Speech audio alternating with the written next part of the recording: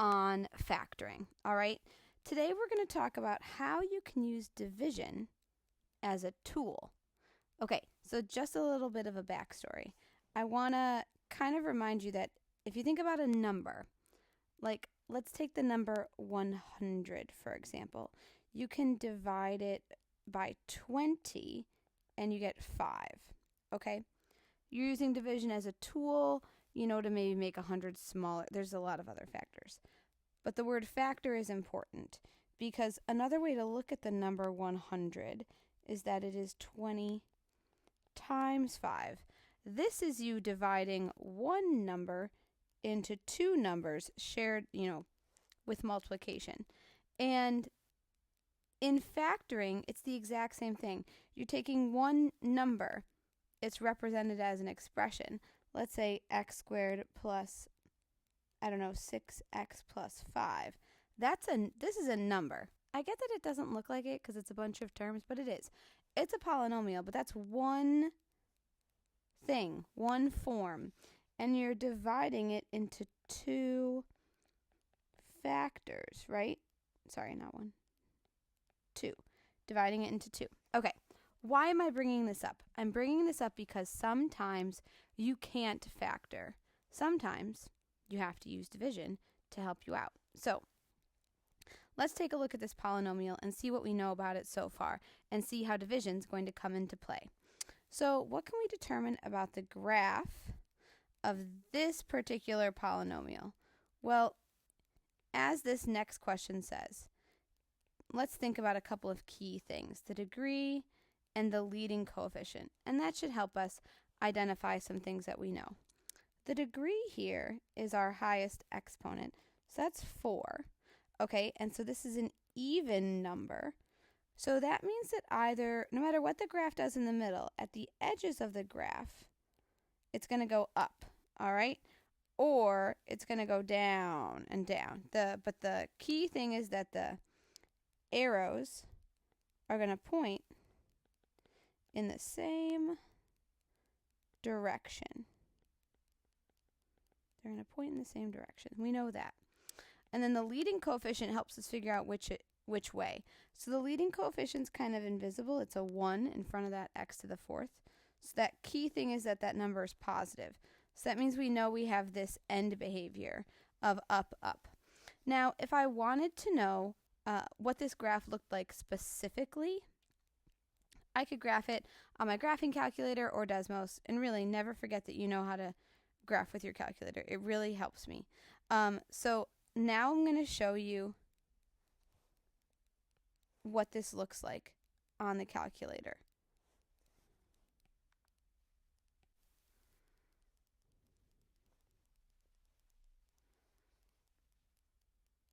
All right, and by the way, if you want to type this in your calculator while I am, that's totally fine. So it's x to the 4th, x to the 4th. So see, there's that end behavior of up, up, by the way. Plus 3x to the 3rd minus x squared plus 9x minus 12. Okay, not minus 2, minus 12. Hold on, I think I'm missing a coefficient in there. Plus 9x.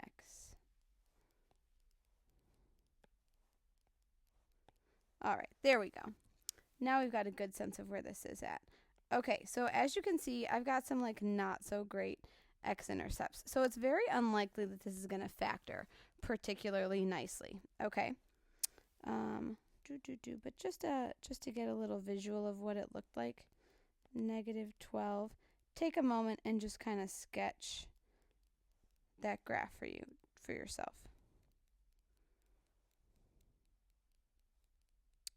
So back to this question of degree. So the degree is 4, but in my picture, there's only 2 x-intercepts. So that's a little bit of a problem. Now, we've seen some sort of inconsistencies happen before, but sometimes that had to do with multiplicity But that also showed up when solutions were imaginary. All right? And that's what we're going to focus on today, or that could be causing there to only be 2 x-intercepts in our picture. So when the graph doesn't show us some of our x-intercepts, or when we can't find them, we need a new tool for finding that. And that tool is this special kind of division called synthetic division. Okay, this is specifically used for polynomials. All right, that's when it's used. So here's another polynomial right here. X cubed plus 2x squared minus 6x minus 9. If we tried to find them, the problem is we can't factor it. Like if I go to try and group it, some people have been asking, like, how do you know if you've grouped it correctly? So if I go to try and group, I'm going to take my GCFs out, and let's see. Did I do that right? No, I didn't do that right. I get a different set of parentheses. So that doesn't work. So this doesn't factor by grouping. But we can start by using our graphing calculator to help us figure out a starting factor. Okay? So take a moment and type this equation into y1 on your calculator. I'm going to do the same thing on my calculator, okay? So I'm going to go to, I might have some stuff in there, so I might have to clear it out. Yeah, I've got some stuff in here. So I'm going to type this in my calculator. We've got x to the third plus 2x squared. Ooh, whoa. Hey, and if, that ever happens, just, delete. Like, I don't know if you noticed. I just had, like, all the stuff in the exponent. Whoops. Plus 2x squared. Okay. Minus 6x. All right, so I've got this typed in my calculator. Now, you guys already know this, but just as a reminder, remember if you hit the second button and then the graph button, it'll show you your table. So what I'm looking for right now is I'm looking for a place like this. This place where -3, 0. I'm looking for a place where y is 0, okay? So that's how I can find my starting x-intercept. I'm just going to write a note. When y equals 0 in the table. That's what I looked for. Okay, so the starting y-intercept I picked is at x equals -3, which means that I know that x plus 3 is a factor. Okay, and if you're like, how is that true? Well, just think about the fact that anytime you have factors, so like let's say you had x plus 5 times x plus 3, and you set that equal to 0, you set the factor equal to 0, and then you solve, and you'd get that x equals -3. All we did was we started here and we worked backwards. Okay? We decided, well, if we know a 0, then we know what the factor must look like. Okay. So here's how we're going to divide. Here's how to do synthetic division. You're going to divide, and I apologize that my line is a little bit off here. This should really be over here. We're dividing by x plus 3. Okay, that's really what it should say. So the first thing you need to know is that the divisor is always going to be in the form of x minus k. And the key thing is that it has to be degree equals 1. Okay, it has to be a linear factor. Second thing you have to know is if at any point in time a term is missing, you must use a 0. We've got all of our terms in this one, so we're good. And then the third thing you need to know is once all those things are met, here's the setup. You're going to draw a little kind of like half of a box for your 0. So right here, this is your 0. And then you're going to draw kind of along another half of a box. And then what you're going to put on top are all the coefficients from your polynomial. So there's a 1, so I'm going to put a 1, a positive 2, I guess I don't really need the plus sign. A 2. A -6, I need the negative, and a -9, so -9. Here, let me just scooch this over just a little bit for you guys. So all the things I just wrote in green are our coefficients, okay? So that's your setup, all right? And I'm going to add a 4th step, and this is the work. So you're going to drop the first, actually, to be more specific, the leading coefficient down. So what does that look like? 1, 2, -6, -9. Dropping it down means it's right here at the beginning, okay? Then you're going to multiply by the 0. So multiplying by the 0, I'm taking -3 times 1, and I'm going to put it under the 2. So that's -3. Then you're going to add the two numbers. Add, and then you're going to repeat that process. So I'm going to add these two numbers together, so that gets me -1. And then I'm going to repeat. -3 times -1 gets me 3. And then I'm going to add those two numbers together, so I get -3 again. And then I am going to multiply a 3rd time. So that gets me +9. And then this last number right here, which turns out to be 0. This, whatever goes here, this is the remainder. All right? And if it's 0, that means the initial root, or 0, is true. All right? Like, yay! You did the thing. Okay? And so then what you have left, this part right here, becomes a polynomial of 1 lesser degree than the initial polynomial. So I don't have it on screen anymore, but the initial polynomial was degree 3. So that means that this new polynomial has to be degree 2. So it's 1x squared, because this guy is the first thing, and that's 1 degree less, minus x to the first, minus 3. Okay? And then maybe you factor that further, maybe use the quadratic formula, but that's how synthetic division works. Okay? So the synthetic division result that we just got would look something like this. X plus 3 times x squared minus x minus 3. These are the factors of the initial polynomial we were given. So suppose we wanted to know when x squared plus 2x minus 6x minus 9 is equal to 0. Now we can solve this completely. Look at the 1, 2, 3 x-intercepts that we see.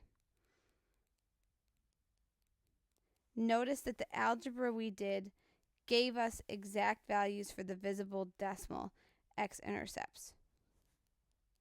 And again, the factored form that we found was x plus 3 times x squared minus x minus 3. Okay? Now I'm going to show you how to get these numbers in a moment, okay? The exact solutions, so those would not be the decimal values. Not the decimal. Exact solutions are going to be, you're going to find them by quadratic formula. Now, just a heads up, you don't always need to use the quadratic formula in order to find, like, it's not like you have to do synthetic division and then quadratic formula all the time. That varies, okay? And it says here we want to draw a line from each solution to the corresponding point on the graph. We're going to do that in a moment, now that I've mentioned the whole quadratic formula business. Okay, so you do that synthetic division. If asked to find all zeros, you need to solve x squared minus x minus 3 when it equals 0. That's what you need to solve. Now here's the deal. You know that it's not factorable because there's no way to multiply to negative 3 and add up to negative 1. It's just not possible because 3 times 1 is either going to be 4 or 2. It's not going to be 1. So that means we need to use the quadratic formula. So remember, we've got A, B, and C. So x is equal to the opposite of b, so that's going to be positive 1 plus or minus b squared, which is 1, minus 4 times a, which is 1, times c, which is negative 3, all over 2 times a, and a is 1. So x is 1 plus or minus the square root of a number over 2. The number is going to be 1 plus 12. So it's going to be the square root of 13.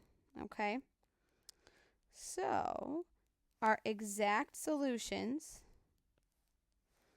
are x equals 1 plus the square root of 13 over 2 and 1 minus the square root of 13 over 2. And now I'm going to draw a line to show you where each of those would be. So 1 plus 13 is going to be a positive number, so that's going to be this 0 right here. And then 1 minus the square root of 13 is going to be a negative number, so when we divide that by 2, it's still going to be negative. So that's this solution right here. Okay, so let's return to the polynomial that we started with. And once again, here's the graph of that function. So we're going to use the visible x-intercepts and synthetic division to find the other solutions. So here are my two x-intercepts.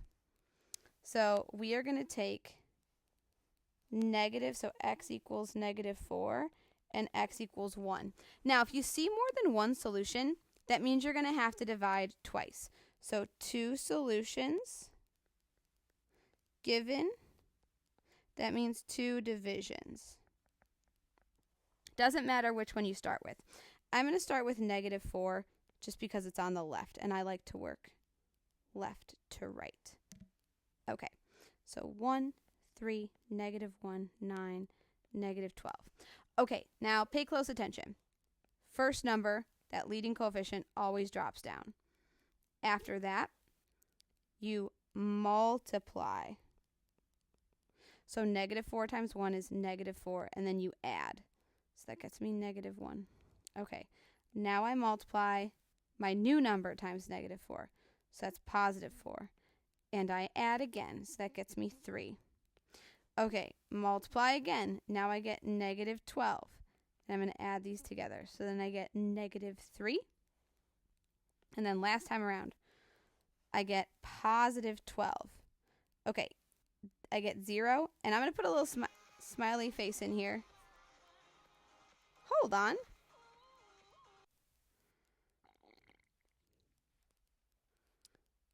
Hey guys, sorry if there was a brief little interruption there, but we have reached the first division. Now it's time to, so we did that one. Now it's time to divide by 1. And so we just repeat the process. We drop down the first number, and then we multiply, and then we add. And it's okay if you get 0 here. 1 times 0 is going to be 0. You still add 3. 1 times 3 is 3. And once again, we got 0. Yay! So here's what this means.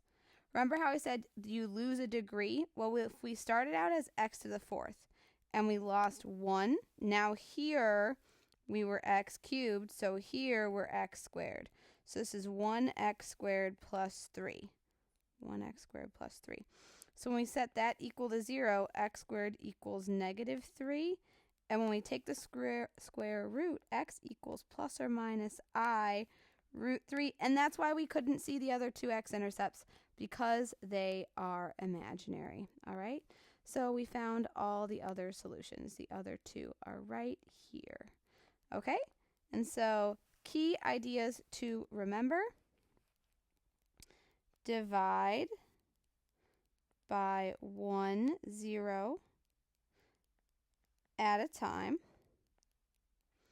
Use the coefficients in the setup.